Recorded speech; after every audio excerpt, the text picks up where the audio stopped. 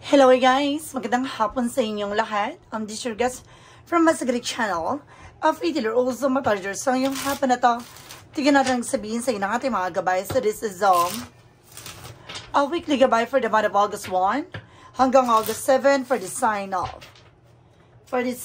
Leo. So Leo, welcome sa my channel. Ano kayong messages, advices, and spirit guides ang ating masasaga for today's video?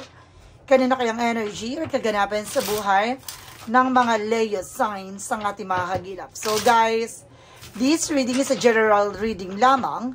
Hindi lahat makaka-resonate, kunin lamang po ang makaka-relate sa inyo. And comment down below kung kaninong energy ang ating nasagap. And because don't forget to like and subscribe my channel. And hit the notification bell for more videos update. Kasi maraming salamat po sa mga walang sawang pagsuporta sa aking channel, lalo na ang skip ng ads na way pagpalaing kayo ng Diyos at may kapalsiksik liglig na gumapaw na biyayang manumbalik sa inyo. So let's see guys, what is the messages, advices sa iyo ng ating angel spirit for the sign of Leo. So let's see and watch this.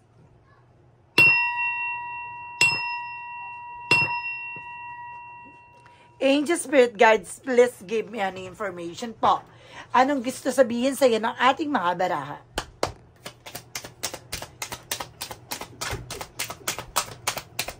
So there is a Knight of Wands, so something a resilience or resilience, so kailangan mo magtiyaga, no? At maging tahimik sa iyong mga gawa, no? Kailangan maging mahinahon ka, maging kalmado pag masdan ano man yung bagay na gagawin mo. Kailangan tututukan mo ang iyong negosyo, trabaho, hanap buhay, na magtiyaga ka sa iyong ginagawa.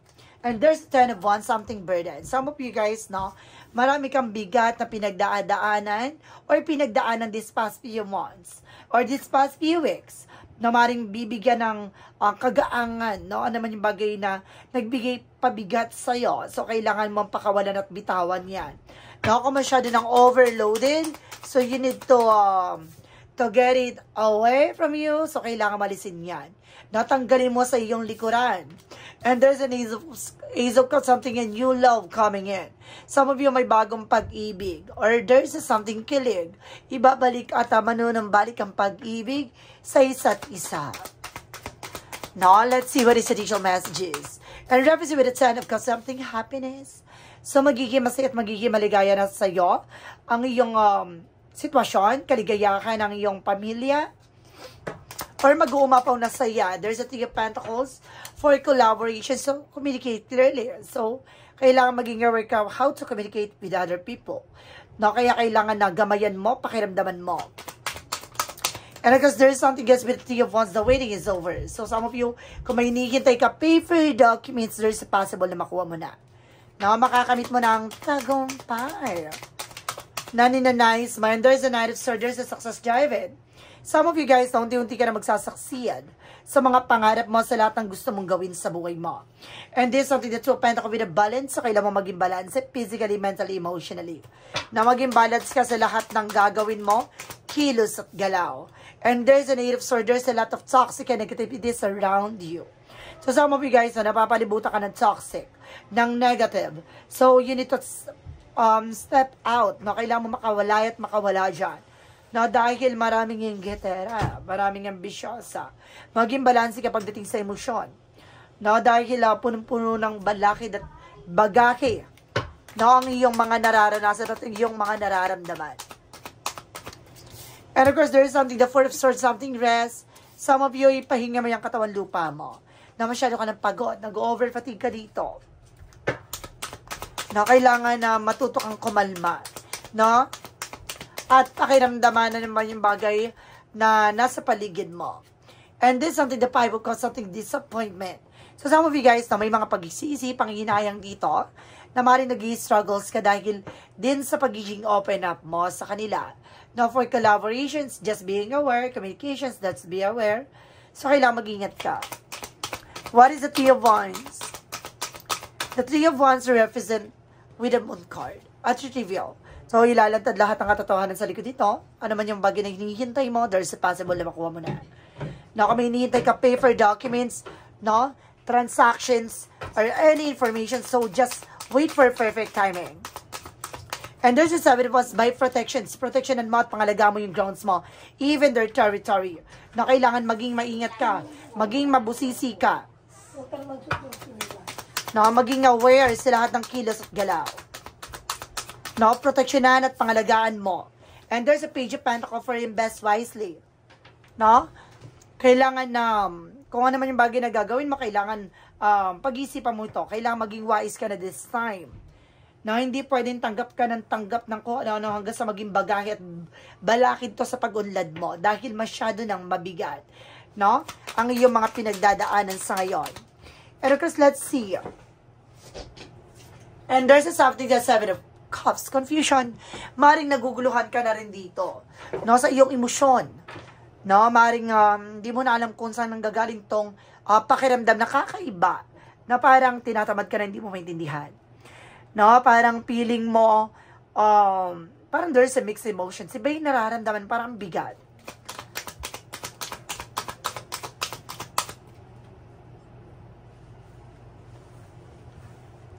Okay. And there's the King of Pentacles. Maging secure ka, no? Maging practical ka. How to manage, no, yourself at the same time. Kailangan mo magpahinga. Nag-overfatigue ka dito, guys. No, nasa-sense ka dito, masyado ka ng nakatutok din, no, sa ginagawa mo, hindi mo na napapansin ang yung kalusugan. So, mag-ingat po tayo, ha? There's a time for major changes. May mga bagay na unti-unti nasisira nang hindi mo namamalayan, no? Kaya kailangan maging aware for action and decisions nang sa ganan, hindi ka magkaroon ng complications, no? So, there's something is 5 of Swords, nagkakaroon ng self-sabotage that because of your action and decisions. Na puro sinasabi dito, nasa sa'yo din ang magiging problema dito kung hindi mo babaguhin yung sistema mo. Na kung may iniintay ka paper documents, just being aware. Na ang nangyayari kasi, nag-share ka ng thoughts, nag-share ka ng information from this person. No? Kaya kailangan maging aware po tayo na matuto na lahat ng mga mangyayari sa buhay mo, magkaroon tayo ng privacy, no? Maging secure. So, let's see what is the outcome. Ang outcome is something that strength with confidence. So, kalakas naman loob mo. Maging matapang ka. No? Magtiyaga ka sa ginagawa mo the way na tuloy-tuloy yung ginagawa mo. Ganon. No? Huwag kang mapanghinaan ng loob. There is an emperor. Maging mature. See? Maturity. How to handle your life, your purpose, no? Your priorities. No? Basta lagi mapakakatandaan na there's something a cause and effect. No? Dapat alam mo kung ano yung kaihinatnan ng bawat decision and actions. And there's the King of Swords with stop the pattern. Putulin mo yung mga bagay na alam mo hindi nagsiserve sa'yo. Yung mga bagay na hindi na nakakatulong sa system at eksena mo. Dahil napapalibutan ka ng toxic, negative. No? Oh my God, maraming inggitera talaga sa paligid mo na nagpapagulo sa isipan mo. There's a devil card. Diba? No, there's something and negativities dito, guys. Some of you hindi ka makatulog the way na may gumagawa sa'yo, na gumagambala sa'yo. No? Hindi ka mapakali dahil din sa mga nangyayari sa paligid mo. No, maaaring kamag-anak or malapit sa'yo lang to. No? May nakikita ko family related, guys. No, there's a need of you need to, oh my God, so kailangan mong malis dyan. Kung maaari kung kailangan mo magbukod ka. No? Nasa group of people yan eh. Nasa dyan sa paligid mo mismo ang lason. Mag-ingat po tayo. There's a high five for lesson learned. See, may palipadahangin. It's either ka mag-anak to or malapit na ka mag-anak. Ganon. No? So, let's see what is additional messages tayo. Now, with an angel spirit pagdating sa finances and career, love life, at kalusugan. Let's watch this. Okay po.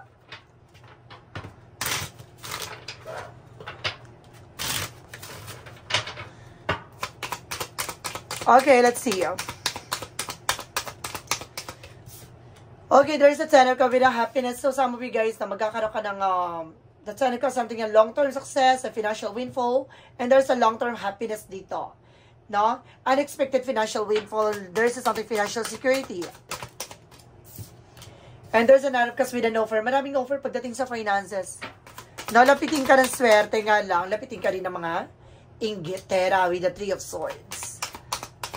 No, there's a Three of Swords for inggit, selos, and there's an Ace of Swords, something breakthrough, magsasaksid ka. No, sa lahat ng plano mo, sa lahat ng gusto mong gawin, magsasaksid ka. No, magtatagumpay ka.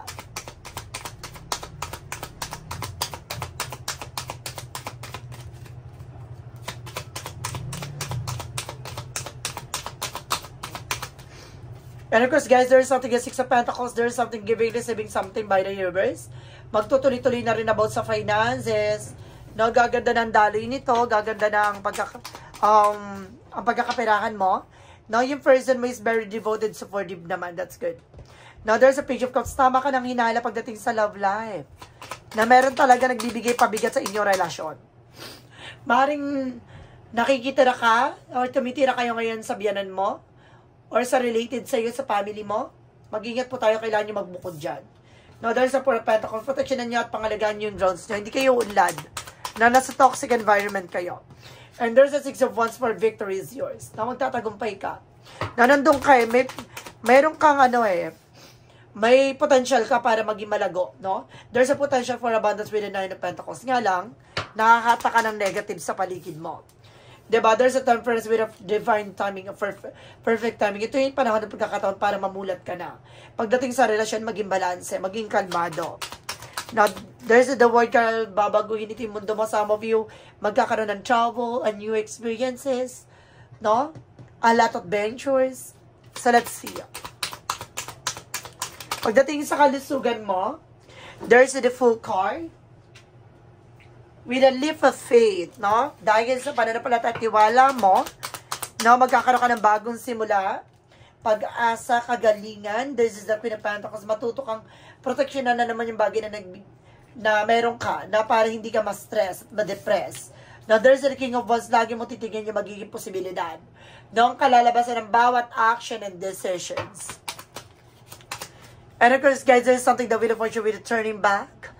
No, iikutin ka pala na maaaring pumabor na sa situations. No, and there's a star card for a wish fulfillment, healing, and recovery. See?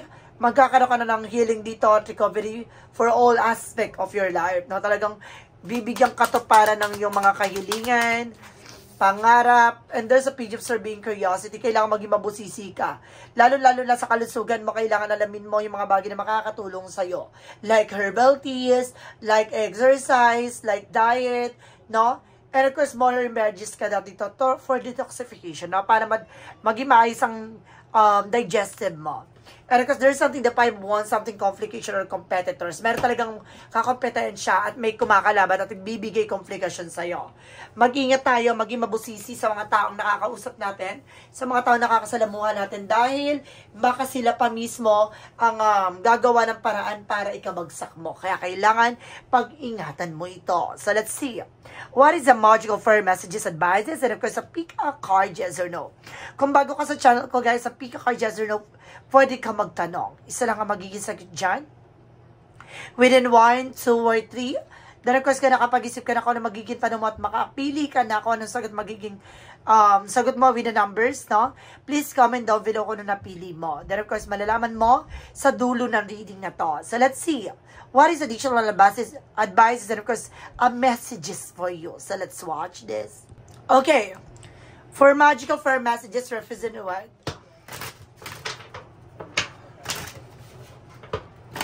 For magical fire messages, represent what?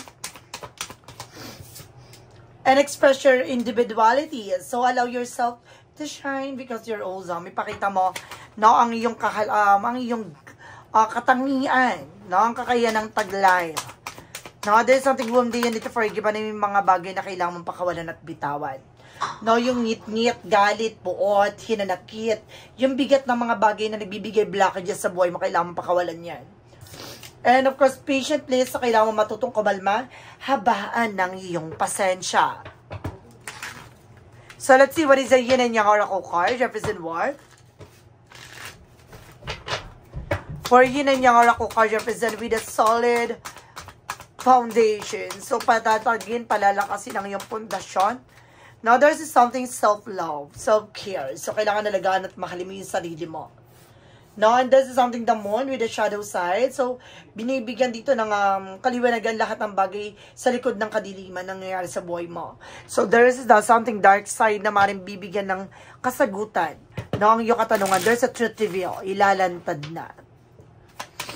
What is the synchronicities represent what? There's a speed. Now, there's something speed, the process. So, ibig sabihin, bibilis ang takbo ng sitwasyon mo, ang daloy nito. And there's the artist. There's something drama, no? Kailangan maging maingat tayo, maging aware tayo sa mga action and decisions, and of course, meron dito magaling magpaikot ng tao, magaling siya magdrama, and there's an attraction that you are being attracted to anyone, na talagang lapiting ka talaga ng mga inggitera. Let's see what is the romance agent for a Mystic Love Oracle deck. Reference with a single, not in relationship, you are also single mothers, or you are also single. And there's an here with a divine masculine. Maaring siya no, ang maaring natatangi, na maaring magpatibok sa pihikang puso mo. Ay, totoo ba, ha? So, let's see what is Archangel Michael messages. Reference with a pay attention to your dreams. Na tumutok ka sa kung ano ba talaga pangarap mo. Oh my God. Ano ba talaga priorities mo? Diba? Kailangan tutukan mo ito. Sorry po, guys. So, let's see what is the Jesus loving quote said. For Jesus loving quote said, represent your the light of the world. See, tulad ng sinasabi ko with the moon card, no, sa madilim na part may liwanag na sisinag, pero ikaw pala yung magsisilbing liwanag. Wow! No, talagang sa mundong ginagalawan mo, ikaw ang liwanag ng lahat ng to. So, let's see what is the Money Move Oracle deck. Represent what? Represent with a success. Tagumpay. Talagang magtatagumpay ka sa lahat ng aspeto ng buhay mo. Ano man larangan mo, ano man ang sitwasyon mo, magsasaksid ka that because of you're on the right track. No, yun, nasa tamang direction ka, nasa tamang linya or daloy ng eksena. And there's an 11-11 with a wish coming true. No, talagang 11-11 represent a fulfillment. At the same time, there's something twin flame energy or soulmate connection. So let's see. You're in a lucky break. It may come a happy news. Experience and new opportunities or an exciting acquaintance. You will find yourself in the right place at the right time. It's not coincident, but a gift from fate. No, dahil sa pananampalataya at tiwala mo, no, ibibigay na ang yung mga bagay na what you deserve. Ano man yung kahilingan, pangarap mo, no, ay maaaring bigyan ng at magkakaroon ng katuparan dito. There's a clarifying for a love situation. For clarifying for love situations, represent what? And there's a playful innocence. Oh, playful innocence represented embrace childish spirit, where baby step lead to joy, not seriousness. So, merong bagay dito na kailangan mong laruin or kumbaga, enjoyin yung moment na to, no? Maraming bagay na inosenta ka, kaya kailangan sa bawat eksena, hindi mo palubos na nauunawaan yung kung ano yung nangyayari behind your back. Even sa relationship, no? Kailangan maging mature ka pagdating sa emosyon. Hindi ka pwedeng sunod sa nangyayari lang, ganoon. Kailangan matuto ka magkaroon ng respeto at disiplina sa sarili mo. Now, there is a shadow work, represent what?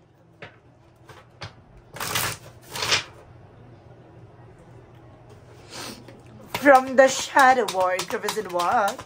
And there is a self-sabotage. Some of you guys, no, nagkakaroon ng self-sabotage that because of your actions. No, kailangan magtiyaga ka sa ginagawa mo dahil gusto mo na parang minamadali mo or gusto mo na mangyari yung bagay na dapat mangyari. So, kailangan matuto tayong kumalma, pakiramdaman at unawain ano yung kailangan o pinababatid sa ating kaalaman. No, kailangan natin maranasan, mapagdaanan muna for a meantime para mag-succeed ka sa gusto mong mangyari sa buhay mo. Huwag ka magmadali. The more nagmamadali, magkakamali. There's a clarifying for a life situation.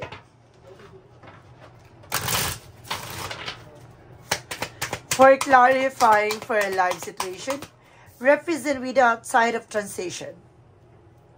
Embrace the ideals Embrace the tide of change, the vivid openness, allowing the ebb of the flow of life to guide you transformations into love and work. Diba? Kumbaga, ito na. No, mag-uumapaw ang pagbabago sa buhay. Matanggapin mo ito. No? Na kailangan buksan mo ang yung sarili sa mga pagbabago na to. At mahalin mo yung paano dadalo ito sa buhay mo, sa sitwasyon mo. What lies beneath with the hidden future? Represent what? So what lies beneath with the hidden future? Represent with a kick to the crab. Alisin yung bagay na magbibigay balakid. Diba kung itong tao na to magiging peste, magiging anay sa iyong galawan or lason, kailangan mo tang alisin at lisanin. Diba? So, kailangan matuto tayong protection at pangalagaan. There's a police for something, an investigation. So, kailangan mo imbestigahan to at alamin ang katotohanan sa likod nito. Dahil maaaring tumbok at alam mo na lahat ng katotohanan nito at maaaring mahuli mo na. Police something mahuhuli, parang gano'n.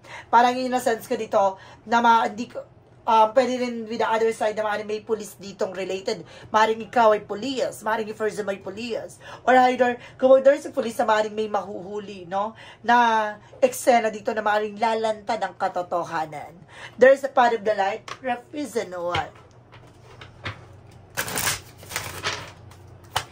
A part of the light. Represent with a joy and happiness, ligaya at kaligayahan, no? I am like a child, finding joy in simple moment of life. True happiness comes from the spirit, not material possession. Even the smallest joy holds great life, reminding me that contentment and peace resides with me, illuminating every step I take. Diba? Sa bawat eksena tatahakin mo, dapat may ngiti at mahalin mo ang ginagawa mo. Dapat masaya ka sa iyong ginagawa. Nang sa ganun, diba? Maging magaangang yung tatahaking landasin at magiging magaangang gagawin mo at hindi ka magsisisi sa huli. So, let's see what is a pick a card, yes or no. Alamin natin magiging sagot sa tanong mo. Let's watch this. Okay, with a pick a card, yes or no, guys.